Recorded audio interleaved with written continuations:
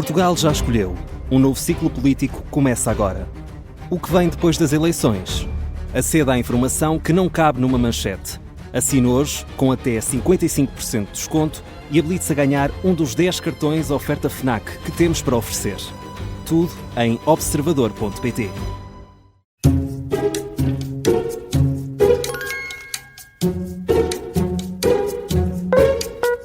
Começa agora mais uma comissão de inquérito das manhãs 360. Esta segunda-feira é nosso convidado Pedro Dominguinhos, presidente da Comissão Nacional de Acompanhamento do PRR. Bom dia, bem-vindo de Olá, novo. Bom dia. É verdade. Já é aqui um repetente. repetente. Há aí umas coisas que queremos clarificar. Ficaram bem clarificadas. Da última vez teve 19 pontos. Vamos ver como é que se sai hoje. Vem para os 25, não é, Pedro Dominguinhos? O objetivo é sempre o máximo. É sempre o máximo. Pois Então, a realidade, por vezes, não se concretiza. vamos ver se a primeira ajuda... ajuda... E, portanto... Exato, uma coisa é a ambição, outra coisa é a concretização. Não é? Claro. Vamos lá, a primeira. Boa deixa. Boa deixa para a primeira, não é? Em que data foi criada a Comissão Nacional de Acompanhamento do PRR?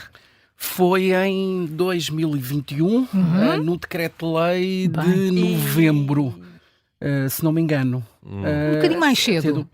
Então, talvez em outubro?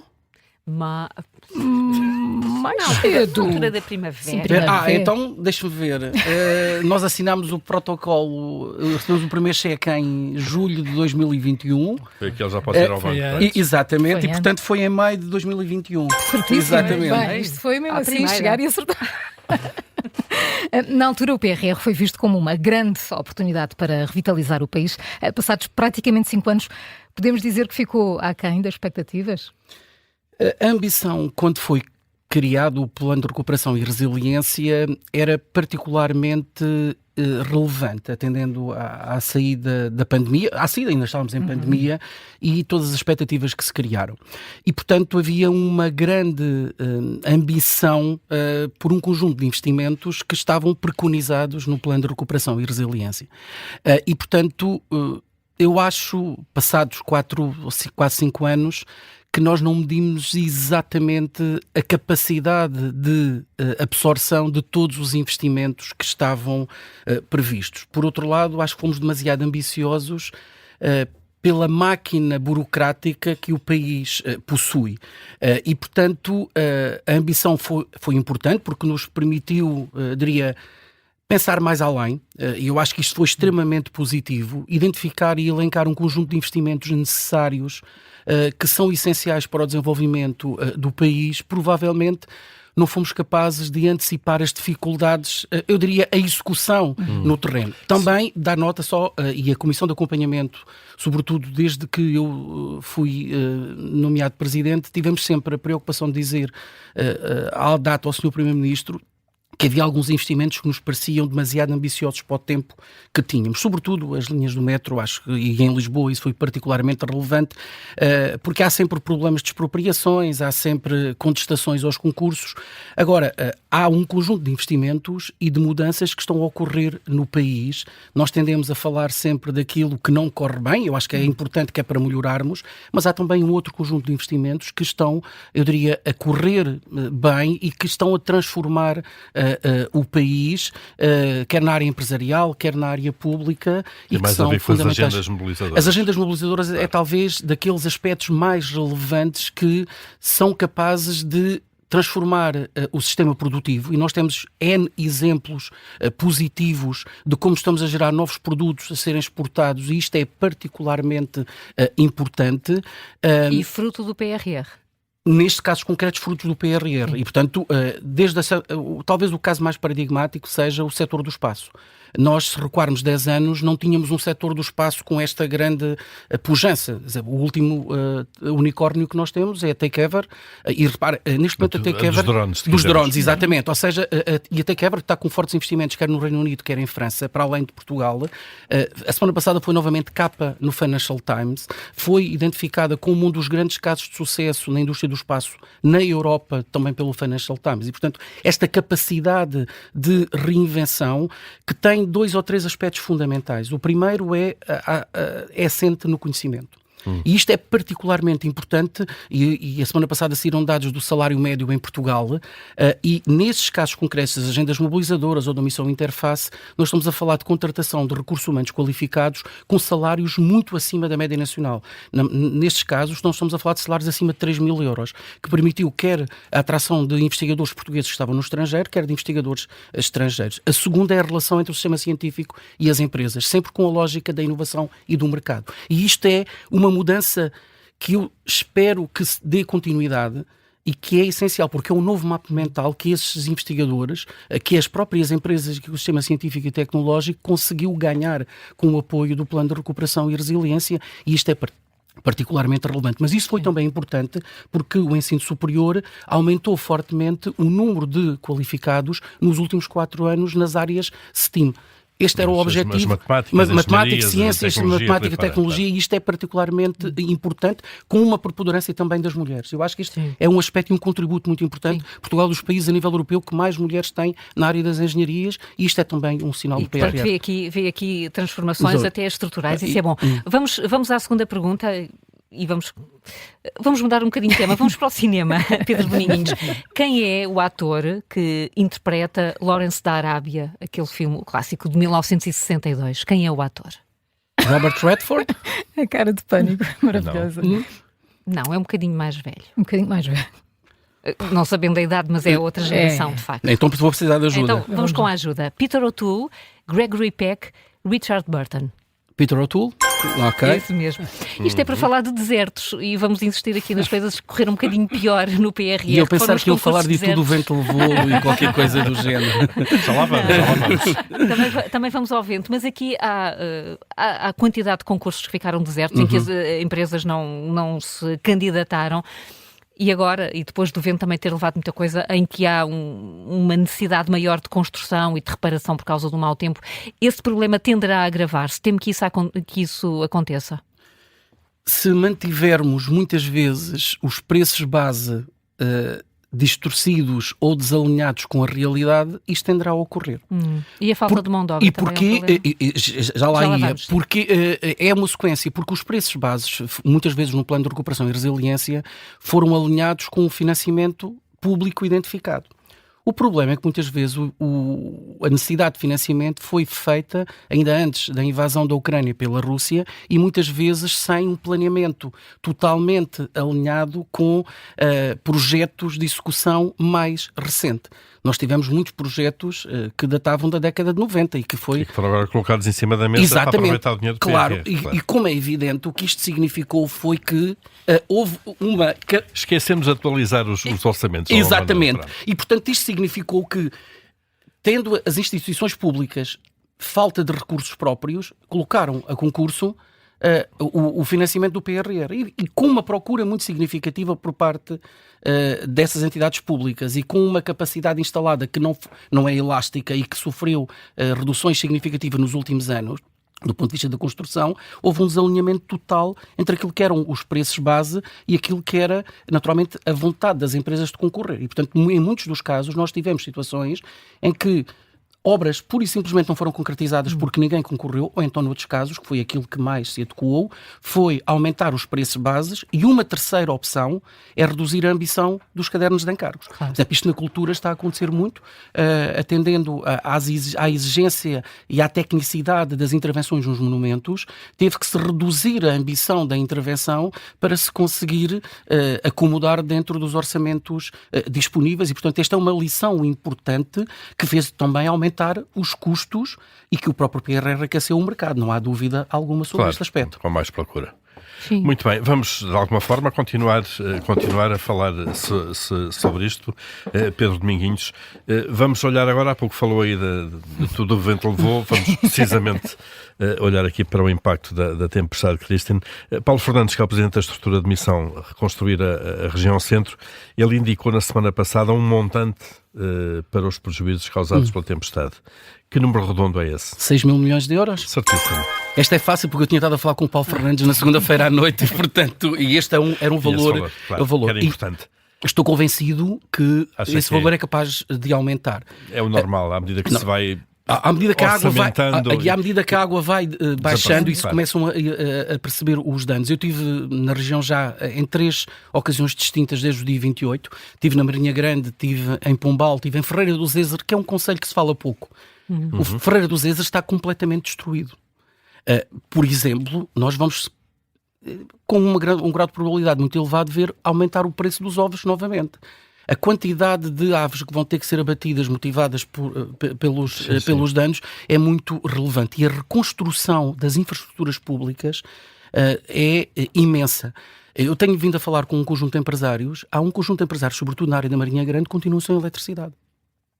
E é importante ter a noção. Eu visitei uma empresa de moldes que tinha um molde com 17 toneladas parada dentro de uma máquina de 7 cabeças, já agora financiada pelo PRR, que pura e simplesmente estava parada porque para movimentar aquela máquina era necessário parar todas as outras, porque com o gerador não era possível manter a latência e a resiliência do sistema elétrico. E este é um problema particularmente significativo.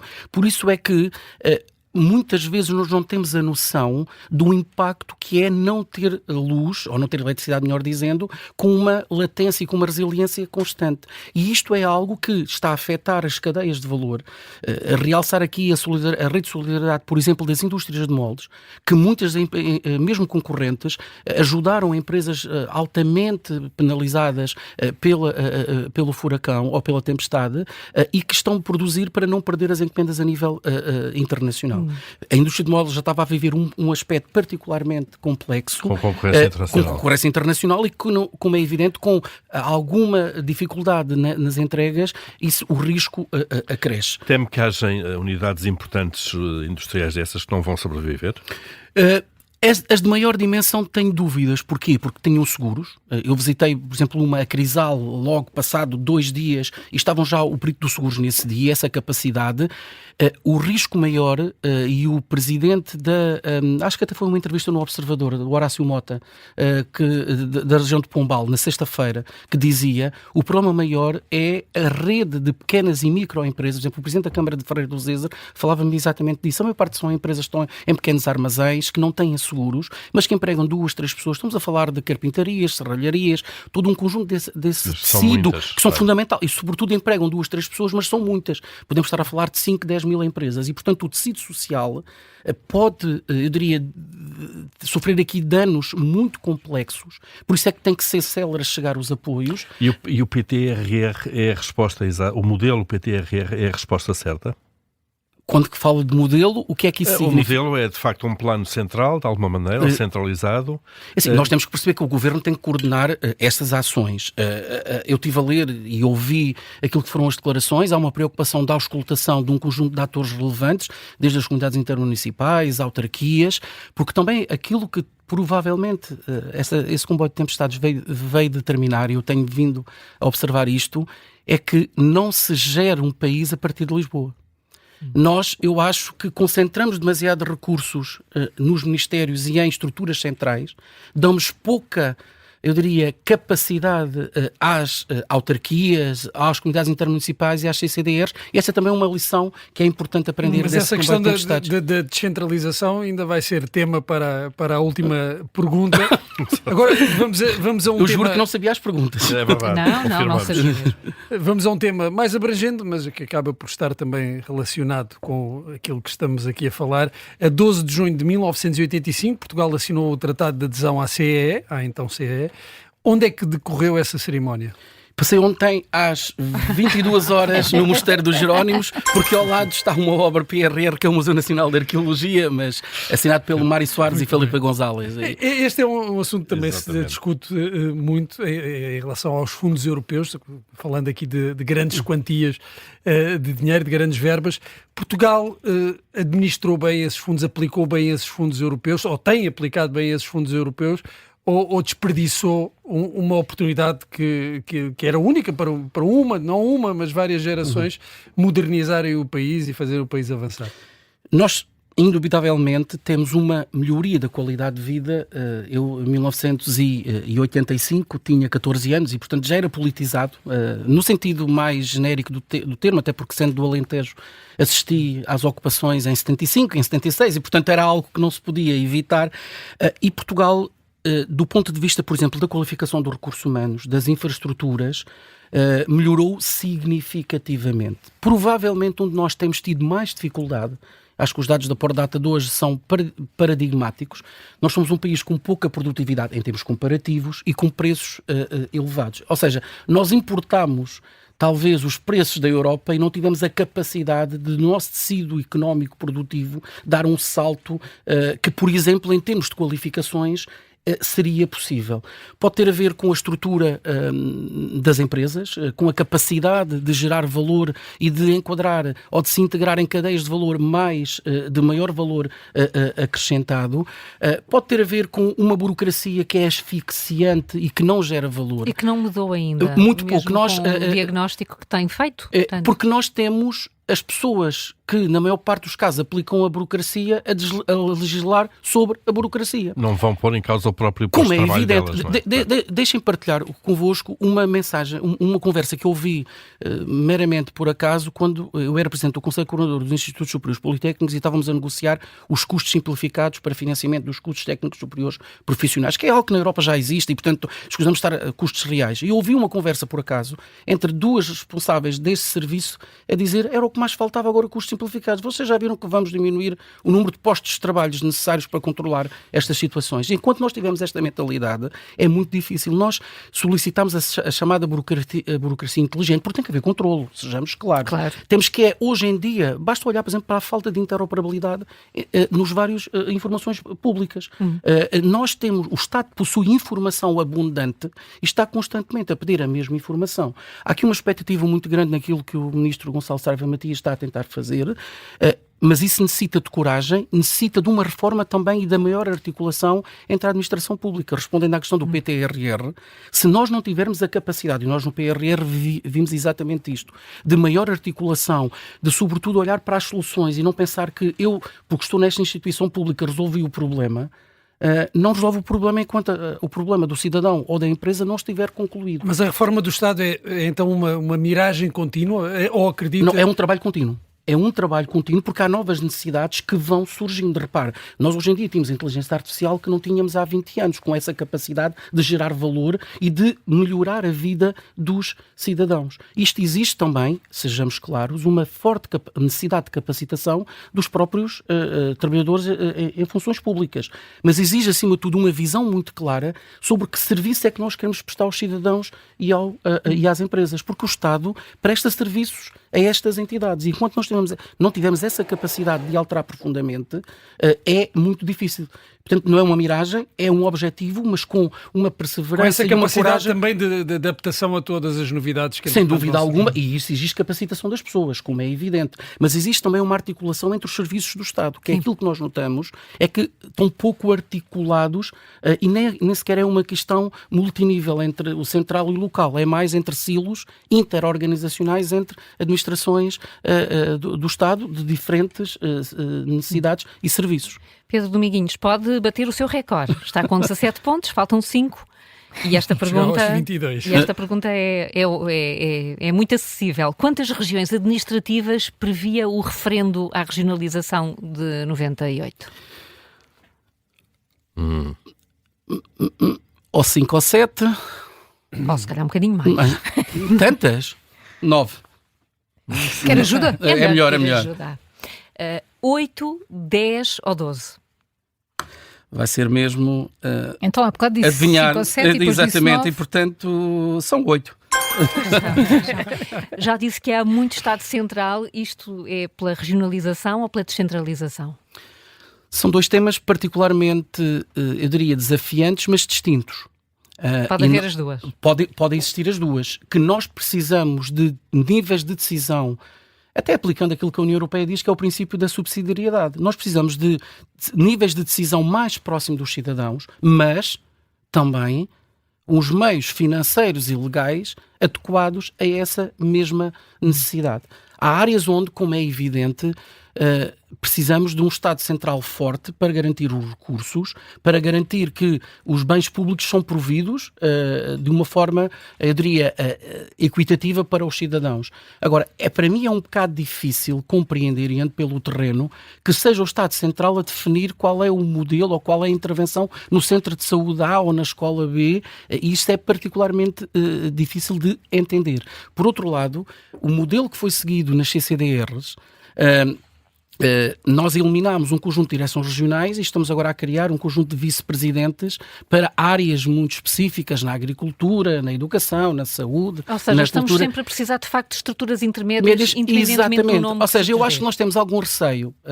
O Estado Central tem algum receio de confiar nos níveis intermédios que estão mais próximos dos cidadãos. Largar poder, de alguma maneira? Sem dúvida alguma. Sejamos claros, até porque eu falo com centenas de autarcas e eles dizem que, por exemplo, mesmo a transferência de competências, o volume financeiro ficou aquém daquilo que é a responsabilidade. Houve uma coisa que mudou drasticamente. Os centros de saúde, aqueles que já são da responsabilidade das autarquias, deixaram de ter problemas de um momento para o outro com ares condicionados, com janelas. Porquê? Porque quando há um problema toda a gente bate à porta do Presidente da Câmara e ele, como é evidente, tem que arranjar imediatamente. E a proximidade aqui é fundamental. Há níveis de proximidade que são essenciais para garantir uma maior eficácia das políticas. Mas um debate sobre a regionalização faz-lhe sentido? Eu acho que o exemplo que nós estamos neste momento a viver deve merecer, mas não é numa lógica de claque. Muitas vezes as discussões que nós temos são numa lógica de claque e que deixam de fora os argumentos mais relevantes, que é, eu com esses níveis intermédios consigo ou não maior eficácia e, sobretudo, consigo ou não resolver o problema das pessoas, que em última análise é o sentido nobre da política, é garantir que se conseguem níveis de resposta muito mais eficazes aos problemas das pessoas. Há uns que são pelo nível central, não tenho a mínima dúvida, outros são pelo nível regional e municipal. Quem deu a cara agora para as pessoas foram os municípios. É bom que nós tenhamos esta noção e esta capacidade, pois temos que lhe dar meios. Eu estava a ler uma notícia, a Comunidade Intermunicipal da região de Coimbra distribuiu para todas as autarquias, ainda antes dessa tempestade, porque tinha sido um problema identificado anteriormente, comunicações por satélite. Nunca faltou a comunicação na região de Coimbra. Isso é capacidade de antecipação, é capacidade de planeamento, os meios também existem, no PT, nesse caso o PT 2030 existiam, e foi esta capacidade. Não me parece que seja em Lisboa que seja a decidir esta mesma questão. Portanto, confiemos e avaliemos com responsabilidade, que é aquilo que me parece fundamental e que o PRR também veio trazer, que é a responsabilização das metas e dos marcos. Pedro Dominguinhos fez o mesmo resultado, 19 pontos. Tem que haver uma terceira Sou vez. muito coerente. Já sabemos, vai ser 19. Também já vivi na zona do IC19, portanto consegui perceber exatamente as dificuldades. Muito obrigada por ter aceitado o nosso convite. Foi um gosto tê-lo Obrigado. connosco. Obrigada.